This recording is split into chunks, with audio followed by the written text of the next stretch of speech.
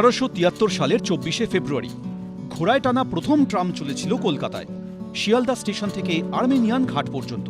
1902 সাল নাগাদ শুরু হয় বিদ্যুৎ চালিত ট্রাম চলাচল, যা এশিয়ায় প্রথম বৈদ্যুতিক ট্রাম পরিষেবা। সেই ঐতিহ্যবাহী ট্রাম কি কলকাতার বুক থেকে মুছে যাবে?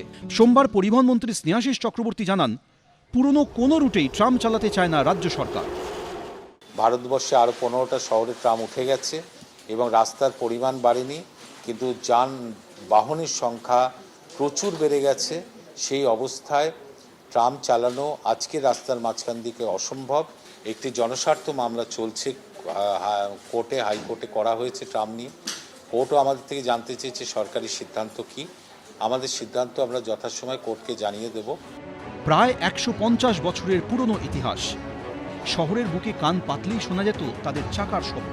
তবে সময়ের সঙ্গে সঙ্গে তা ধীরে ধীরে কমেছিল। বর্তমানে কলকাতার বুকে দুটি রুটে চলত ট্রাম। একটি রুট ছিল বালিগঞ্জ থেকে ধর্মতলা, অন্যটি ছিল শ্যামবাজার থেকে ধর্মতলা। এবার সেই রুটেও ট্রাম না চালানোর সিদ্ধান্ত নিল রাজ্য সরকার। পরিবহন মন্ত্রী জানান, এবার থেকে শুধু ধর্মতলা থেকে ময়দান পর্যন্ত পর্যটকদের জন্য একটি সুসজ্জিত হেরিটেজ ট্রাম চালানো হবে।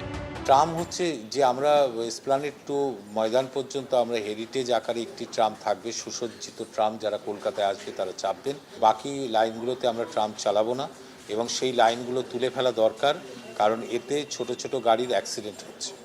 পরিবহন দপ্তর সূত্রে খবর, দুর্ঘটনা এড়াতে ট্রাম লাইনগুলো তুলে ফেলার সিদ্ধান্ত হয়েছে। সুদীপ্ত আচার্য, এবিপি আনন্দ।